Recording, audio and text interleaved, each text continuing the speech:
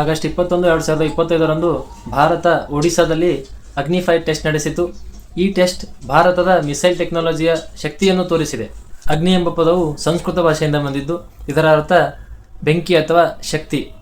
ಭಾರತೀಯ ಪುರಾಣಗಳಲ್ಲಿ ಅಗ್ನಿದೇವರನ್ನು ಶಕ್ತಿ ಮತ್ತು ವಿನಾಶದ ಸಂಕೇತವಾಗಿ ಪರಿಗಣಿಸಲಾಗಿದೆ.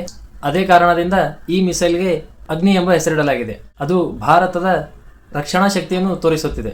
ಅಗ್ನಿ-5 ಇದು IRBM intermediate range ballistic missile. ಇದರ ರೇಂಜ್ 5000 ಕಿಲೋಮೀಟರ್ಗಳವರೆಗೂ ಇದೆ. ಇದು ಏಷ್ಯಾ ಅಲ್ಲದೆ ಯುರೋಪ್ನ ಕೆಲ ಭಾಗಗಳನ್ನು ಗುರಿಯಾಗಿ ಹೊಡೆಯಬಹುದು.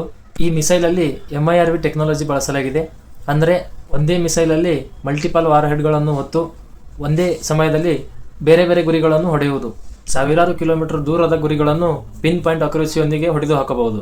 ಇದು ಅಣ್ವಸ್ತ್ರ ಹೊತ್ತೊಯ್ಯುವ ಸಾಮರ್ಥ್ಯ ಹೊಂದಿದೆ.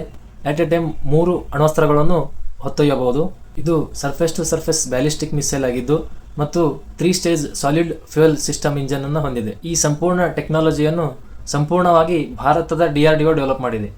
ಈ ಅಗ್ನಿ-5 ಮೂಲಕ ಭಾರತ ತನ್ನ ರಕ್ಷಣಾ ಸಾಮರ್ಥ್ಯವನ್ನು ಬಲಪಡಿಸುವುದಷ್ಟೇ ಅಲ್ಲ, ಇಡೀ ಜಗತ್ತಿಗೆ ಶಕ್ತಿಯ ಸಂದೇಶವನ್ನು ಕಳುಹಿಸುತ್ತಿದೆ. ಜೈ ಹಿಂದ್, ಜೈ ಭಾರತ್.